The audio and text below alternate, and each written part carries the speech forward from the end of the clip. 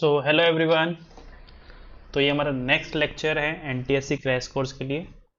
तो इसमें भी हमने इस लेक्चर में हमने 10 क्वेश्चन का कलेक्शन किया है जो कि अच्छे क्वेश्चंस हैं, राइट।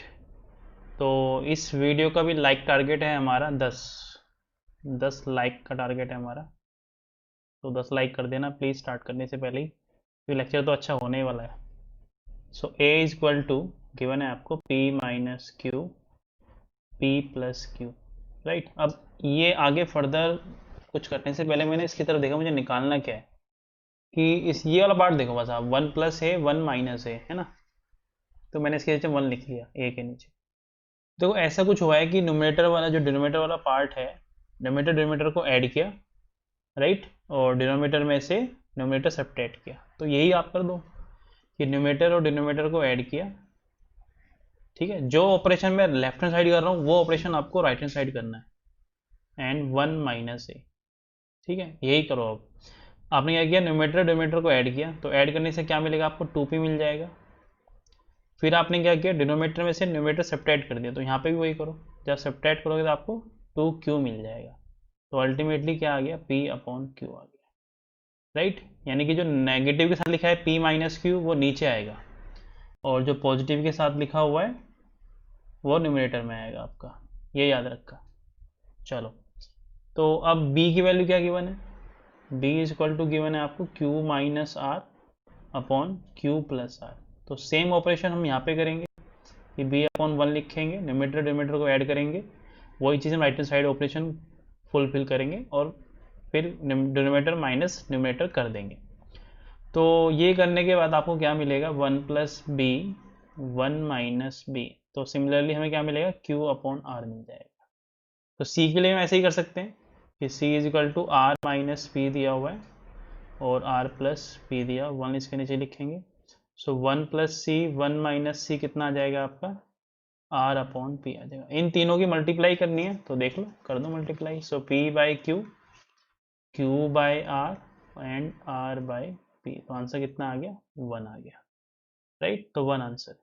चलो सेकंड क्वेश्चन में चलते हैं। ओके, तो इजी क्वेश्चन है कि एक्स और वाई जेड रियल नंबर हैं और रूट के अंदर x माइनस वाई दिया हुआ है। तो आपको पता होना चाहिए कि रूट के अंदर कोई भी क्वांटिटी होती है तो ये पॉजिटिव होती है, ये पॉजिटिव क्वांटिटी है, राइट। ओके, तो यही इसमें लॉजिक था कि ये क्वांटिटी पॉजिटिव है। अब देखो सॉल्यूशन, ये root x minus one plus root y minus two and root z minus three, तीन पॉजिटिव क्वांटिटी का सम जीरो है। तो ये कब पॉसिबल है, कि जो first quantity second and third तीनों की तीनों जीरो होनी चाहिए एक साथ, राइट। तो ये कब जीरो होगी, पहली quantity x equal to one के लिए जीरो हो सकती है, दूसरी कब जीरो होगी, वाई इक्वल टू टू के लिए जीरो हो सकती है, तीसरी जेड इक्वल टू थ्री के लिए जीरो हो सकती है। तो इन वैल्यूज के लिए ये एक साथ जीरो हो जाएंगे, राइट। तो यही आपका आंसर है। तो बड़ा सुनते हैं कि अगर मान लो मैं ए बी सी तीन क्वांटिटी बोल रहा हूँ और तीनों में बोल रहा हूँ कि पॉजिटिव है, कि A greater than equal to zero and B greater than equal to zero and C greater than equal to zero, ठीक है। अगर मैं इन तीनों को ऐड करूं तो ये क्या है, greater than equal to zero. तो इक्वल टू जीरो कब आएगा, जब ए भी जीरो होगा, जब बी भी जीरो होगा एंड सी भी जीरो होगा, तभी आ सकता है, अदरवाइज नहीं आएगा। तो यही हमने लॉजिक यहाँ पर लगाया कि पहला नंबर जीरो कब होगा, इक्वल टू वन के लिए, दूसरा वाई इक्वल टू टू के लिए, और तीसरा जेड इक्वल टू थ्री के लिए। अच्छा, इसी क्वेश्चन में अगर मैं थोड़ा सा चेंजेस करूँ, राइट, मैं आपसे क्वेश्चन ऐसे पूछ लूँ कि एक्स माइनस वन और x माइनस टू और जीरो लिख दूँ और पूछूँ कि आंसर क्या है, ठीक है। तो बच्चे क्या बोलेंगे, वन और टू, तो ये गलत है, राइट। मैंने क्या बोला, एक साथ जीरो होने चाहिए। जैसे आप x equal to one put करोगे इसमें, तो पहला पार्ट तो जीरो हो जाएगा लेकिन दूसरा जीरो नहीं होगा, गलत हो जाएगा, ठीक है। और अगर आप x equal to two put करते हो तो सेकेंड पार्ट जीरो हो जाएगा लेकिन फर्स्ट जीरो नहीं होगा, राइट। तो इसलिए यहाँ पे क्या आएगा, नो सॉल्यूशन। यहाँ पे क्या आएगा, नो सॉल्यूशन। तो वेरिएबल अगर अलग अलग है तो आंसर ये सही है, लेकिन वेरिएबल अगर सेम है तो वो एक साथ जीरो होना चाहिए, इसका ध्यान रखेंगे, राइट। तो यहाँ पे आंसर क्या है, वन टू थ्री, यहाँ भी फर्स्ट आंसर है। ओके, नेक्स्ट क्वेश्चन मूव करते हैं, थर्ड। ये देखो, if we divided two digit number by the sum of its digit we get four as a question and three as a reminder. तो लिख लो, मान लो टू डिजिट नंबर है एक A B, तो इसको मैं क्या लिखता हूँ, टेन ए प्लस बी लिख सकता हूँ, राइट। तो इसको डिवाइड करना है, किससे डिवाइड करना है, सम ऑफ द डिजिट यानी कि a प्लस बी से। तो क्वेश्चन क्या मिलेगा 4 और रिमाइंडर मिलेगा 3। तो यहाँ से कैलकुलेशन कर दो। So 10a plus b 4a plus 4b plus 3, तो कितना आ गया 6a 3b प्लस 3 से डिवाइड हो रहा है। सो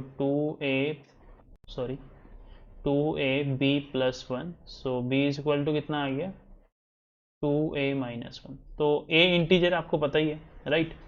तो b is equal to a minus 1 यानी कि b पक्का एक ऑड नंबर है, ये तो आपको पता चल गया, ठीक है। 2a minus 1 is the odd form, तो b पक्का एक ऑड नंबर है। अब यहाँ से यानी कि पहला ऑप्शन तो कभी नहीं होगा, ठीक है। तो थर्ड फोर्थ और सेकंड में से कोई हो सकता है, पहला ऑप्शन कभी नहीं हो सकता, क्योंकि अगर b ऑड है तो यानी कि a भी एक ऑड नंबर है, right.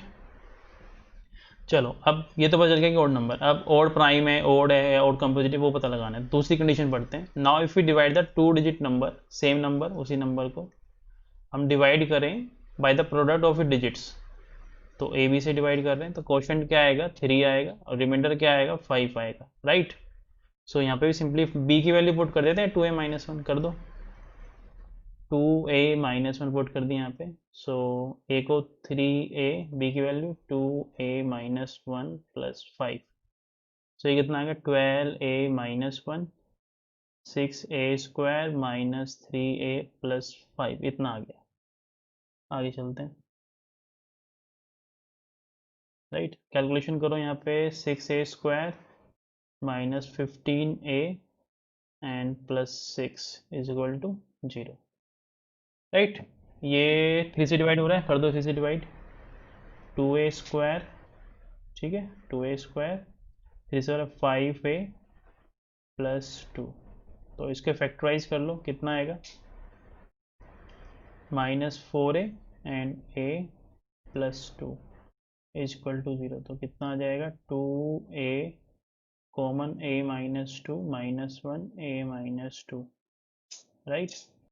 So a minus 2 2a minus 1 0, so a is equal to 2 answer है, क्योंकि a हाफ नहीं हो सकता क्योंकि a इंटीजर है। तो a की वैल्यू 2 आ गई। अगर a की वैल्यू 2 है तो b की वैल्यू कितनी आएगी, यहाँ से b की वैल्यू आ जाएगी 3। तो नंबर क्या बन गया आपका 23, क्योंकि a भी नंबर था ना, तो 2 एंड 3, तो 23 क्या है, प्राइम नंबर है, तो ऑड प्राइम आंसर आ गया, ठीक है। ये भी सिंपल क्वेश्चन था। चलो नेक्स्ट क्वेश्चन में चलते हैं। LCM of two number x and y 720 है ना, इन दोनों का जो एलसीएम है वो 720 दिया हुआ है, ओके। और 12x एंड 5y का एलसीएम भी 720 दिया हुआ है।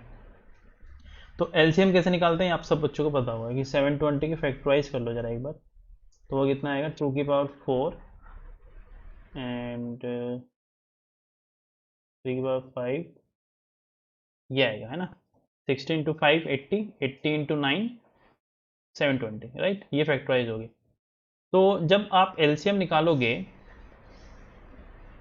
एक्स और वाई का, तो ये सारे फैक्टर एक्स और वाई में आपको दिखाई देने चाहिए, 2 की पावर 2 या 3 या 5 सब दिखाई देना चाहिए। अच्छा, सेम लॉजिक मैंने यहाँ से लगाया, देखो यहाँ पे देखो कि 12x और 5y का जब आप एलसीएम निकालोगे तो क्या करोगे आप, देखो यहाँ पे 5 आ गया ऑलरेडी इंक्लूड है ना, कि अब एलसीएम निकालेंगे तो यहाँ फैक्टराइज करो 2 की पावर 2 4 इंटू 3 इंटू एक्स, एक तो ये आ गया और 5 ऑलरेडी है, राइट। क्लियर है। अब मुझे y की वैल्यू निकालनी है, find the number of y, y की वैल्यू निकालनी है, ठीक है। देखो अगर y में 5 हुआ, मैं एक सोच रहा हूँ कि y में 5 हो सकता है क्या, अगर y में y 5 का मल्टीपल हो गया तो 5 स्क्वायर बन जाएगा, y में अगर 5 का मल्टीपल हुआ तो 5 स्क्वायर बन जाएगा ये पूरा नंबर, और 5 स्क्वायर बन गया तो यहाँ पे 5 स्क्वायर आना चाहिए था एलसीएम में, तो एलसीएम में 5 स्क्वायर नहीं आया, यानी कि 5 की केवल एक ही पावर आएगी, हाईएस्ट पावर 5 की 1 ही है, तो वो पावर ऑलरेडी एग्जिस्ट कर रही है, यानी कि y 5 का मल्टीपल नहीं है। ये मुझे पता चल गया कि y is not a multiple of 5, ये आपको पता चल चुका है। So what we can say कि y is not a multiple of 5, क्योंकि अगर y 5 का मल्टीपल हुआ तो मैक्सिमम पावर 5 की 2 हो जाएगी, और 2 हो नहीं सकती क्योंकि एलसीएम ही 720 है जिसमें 5 की मैक्सिमम पावर 1 आई है। क्लियर। राइट, क्योंकि एलसीएम में जब हम प्राइम फैक्टराइज करते हैं उस फैक्टर की प्राइम नंबर की मैक्सिमम पावर लेते हैं। तो 5 की मैक्सिमम पावर 1 है जो कि ऑलरेडी एलसीएम में इंक्लूड है, और यहाँ 5y लिखा हुआ है तो इसकी मैक्सिमम पावर 1 ही होनी चाहिए। सो y is not a multiple of 5।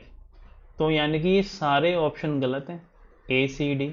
तो एक ही ऑप्शन सही है, वो कि बी। आंसर आ गया, राइट। तो y की वैल्यू कितनी है, 144, खत्म। ठीक है ना। एक तरीका तो ये हो गया कि भाई ऐसा हमने पता लगा दिया।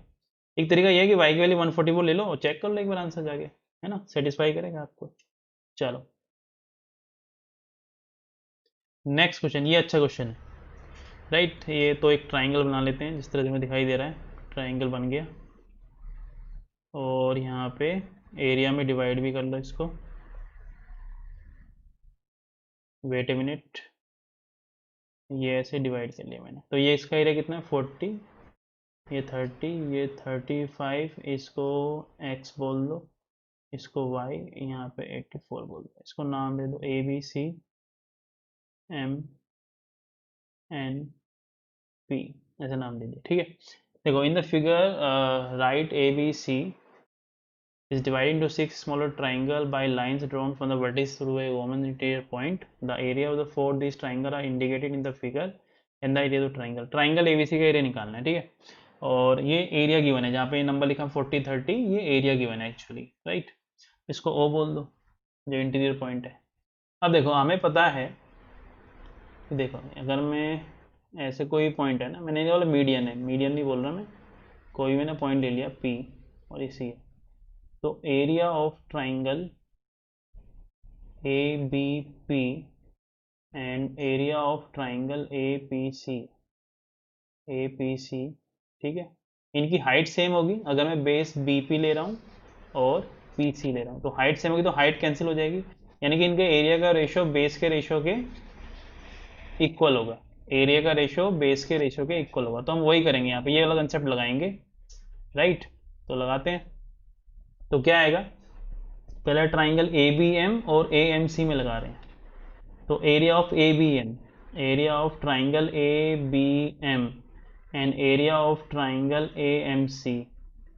AMC, तो बेस का रेशो क्या है, BM अपॉन MC। तो एरिया कितना आएगा, 84 प्लस 40 प्लस y, ये आ गया। और यहाँ से कितना है, 65 प्लस x, ठीक है। अच्छा ये एरिया जो होगा, सेम लॉजिक में ट्राइंगल OBC में लगा सकता हूँ कि जो एरिया होगा कि BM, देखो यहाँ पे कर रहा हूँ, area of triangle OBM and area of triangle OMC। तो यहाँ पे भी बेस के रेशो के इक्वल आएगा वो, क्योंकि हाइट सेम होगी। यहाँ से अगर तुम परपेंडिकुलर पुट करोगे तो वो हाइट सेम है दोनों ट्राइंगल के लिए, राइट, ये मैं कह रहा हूँ। तो वही BM अपॉन BC के बराबर है, MC के बराबर। तो एरिया यहाँ पे कितना आएगा, तो सेम लॉजिक से मैं क्या बोल सकता हूँ, 40 अपॉन 30 BM अपॉन MC के आएगा, राइट। तो BM अपॉन MC की जगह यहाँ पे 4/3 लिख दो, तो 4/3, ये कितना आया, 124y, और ये कितना है 65 प्लस है। ये इक्वेशन 1 होगी, छोड़ दो, ये क्रॉस मल्टीप्लाई कर ही लेते हैं, इसको यहाँ मत बनाओ। तो 4x, ठीक है, ये कितना आएगा 130, नहीं 270, देख लो मल्टीप्लाई करके, 260 आ गया, राइट। इक्वल टू ये कितना आएगा 372, ये कितना आएगा 3y। तो x और y में इक्वेशन मिल गई आपको, 4x minus 3y, 372 minus 260, subtract कर लो कितना है, 4x माइनस 3y कितना आएगा 211, राइट, ये आ गया। तो इसको बोलते हैं पहली इक्वेशन। अच्छा अब सेम दोबारा वही लॉजिक लगाओ, लेकिन इस बार बेस AN ले लो और NC, ये भी ले सकते हैं, AP और PB भी ले सकते हैं, राइट। मुझे तो x और y में 2 इक्वेशन चाहिए ताकि सोल्व हो जाए। तो मैं अब डायरेक्ट लिखूंगा, राइट, इस बार मैं डायरेक्ट लिखूंगा, क्या आएगा, x प्लस वाई प्लस 84, पहले तो पूरा आएगा ट्राइंगल ABN का एरिया, फिर इधर का टोटल 70 105 आएगा, ठीक है। ये किसके बराबर है, मैं लिख देता हूँ AN अपॉन NC के बराबर है। और ये किसके बराबर आएगा, x अपॉन 35 के बराबर है। क्लियर। चलो, तो ये कैंसिल हो रहा होगा कितने टाइम्स, 3 टाइम्स हो रहा है आई थिंक, हाँ 3 टाइम्स कैंसिल हो रहा है। So x plus y plus 84 equal to 3x। So 2x minus y कितना आ गया, 2x minus y equal to 84 आ गया, राइट। ओके, 2 की मल्टीप्लाई कर लो यहाँ पे, 4x माइनस 2y, जान के किया 2 की मल्टीप्लाई, नहीं भी करोगे तो भी काम चलेगा, 168।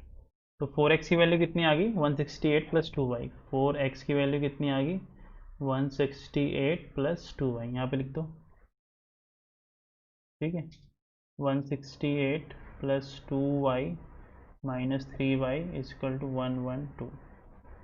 सो माइनस वाई आएगा, उसको उधर लेके जाएंगे, 168 minus 112 equal to y. So y की वैल्यू कितनी आ गई, 6 और 5, 56 आ गई, राइट। तो वाई आ गया 56। अब एक्स निकालना है तो एक्स की वैल्यू यहाँ पे रख दो, इस वाले इक्वेशन में रखो, 2x माइनस 56 84, तो ये कितना आएगा, 2x इज इक्वल टू 140।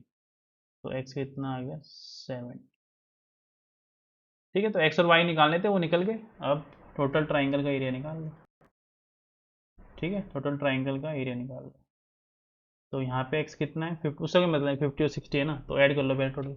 देखो ये 70, 105, 105 प्लस 84 कितना आ गया 9, 189, उसमें 70 जोड़ो और 56 आया था क्या, 56, तो ऐड कर लो इन तीनों नंबर को, राइट।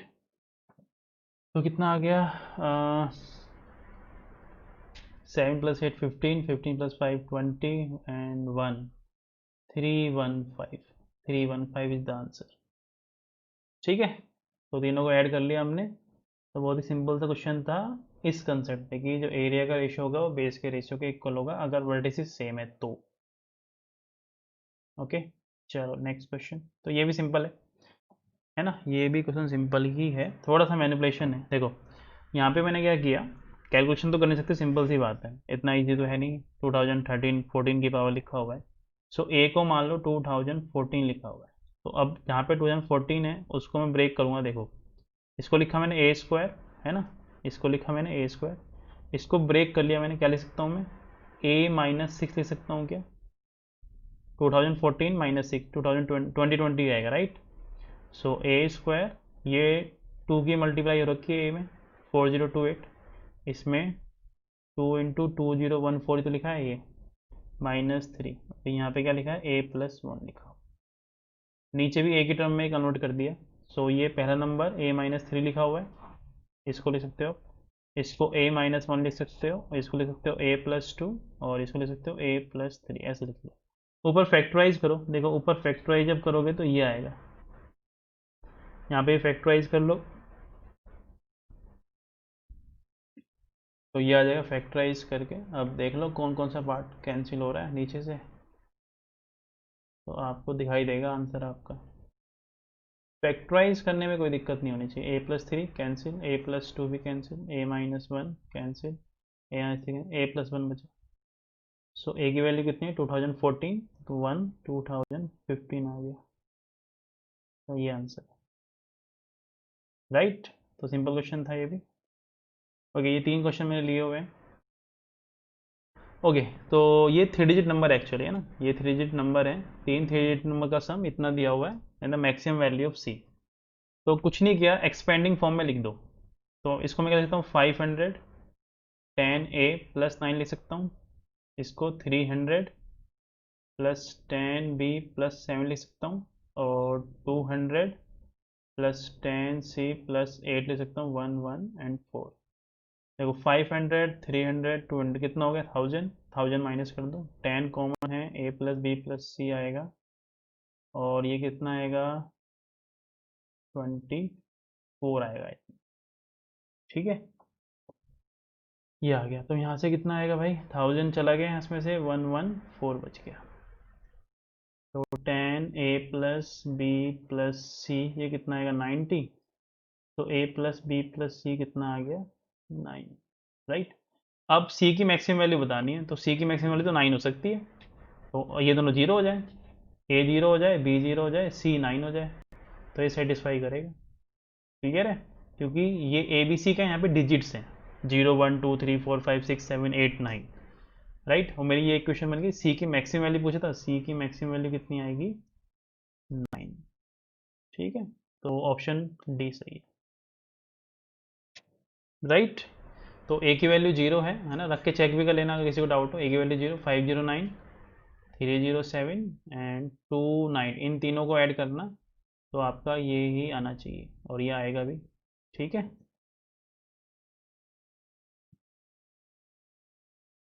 चलो नेक्स्ट क्वेश्चन पे आते हैं।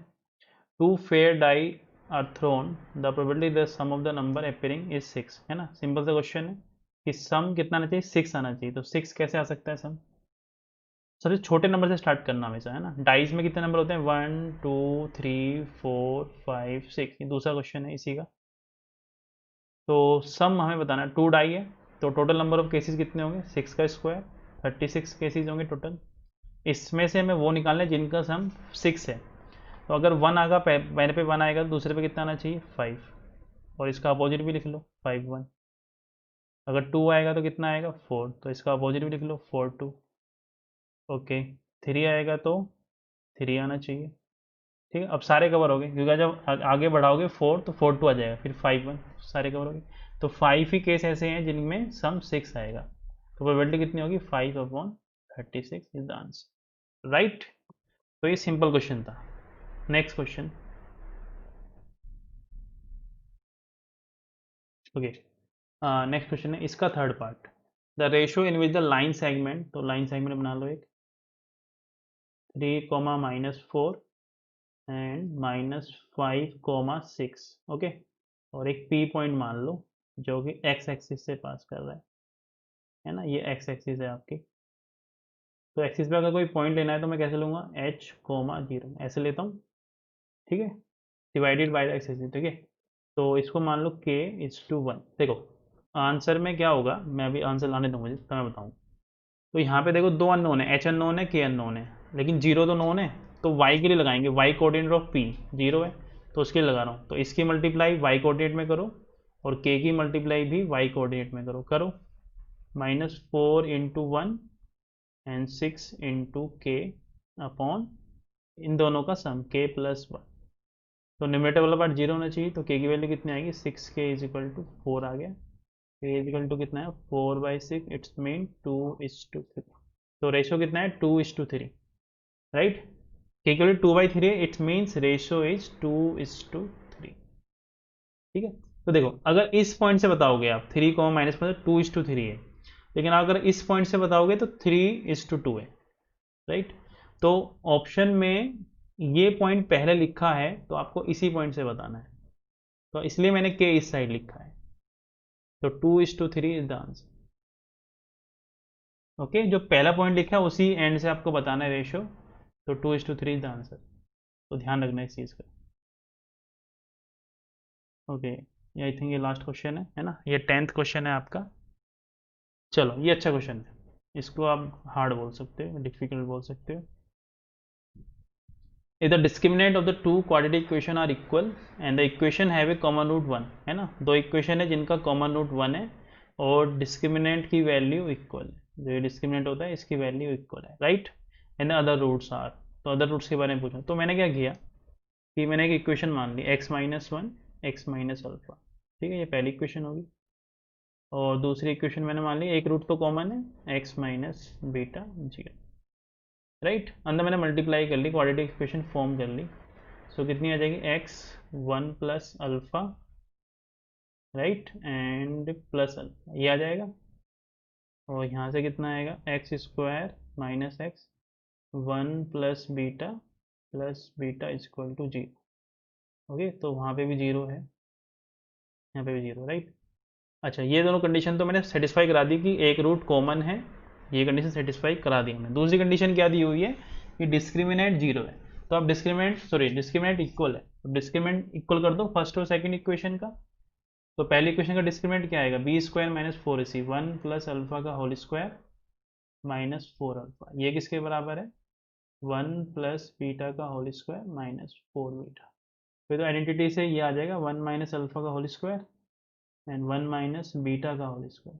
तो यहाँ से क्या आएगा 1 minus alpha plus minus 1 minus beta. तो जब आप प्लस का साइन लोगे तो कितना आएगा 1 minus alpha 1 minus beta, this implies alpha is equal to beta. तो या तो दोनों इक्वल होंगे, जब आप नेगेटिव साइन लोगे तो क्या आएगा माइनस 1 प्लस बीटा, सॉरी ये is alpha 1 minus alpha 1 plus beta. तो कितना आ गया, so you can say alpha plus beta is equal to 2। तो दोनों का सम कितना आएगा 2। देखो या तो अल्फा और बीटा इक्वल होंगे या इन दोनों का सम 2 आएगा, तो ऑप्शन सेलेक्ट कर लो। देखो ये रहा, या तो इक्वल होंगे या देयर सम इज 2, और तो कोई मैच नहीं कर रहा, तो यही आंसर है। ठीक है, तो ये क्वेश्चन हार्ड कैटेगरी में आएगा क्योंकि इतना क्लिक करना थोड़ा सा मुश्किल है, राइट। तो आज के लेक्चर में इतना ही करते हैं, 10 क्वेश्चन हमारे हो गए हैं। तो अगली सीरीज कल आपको, ये सेकंड लेक्चर था, कल भी आपको 10 क्वेश्चन के मिल जाएंगे। तो हमारे लाइक का टारगेट 10 है, और तो लाइक के बटन को दबा दो। Thank you.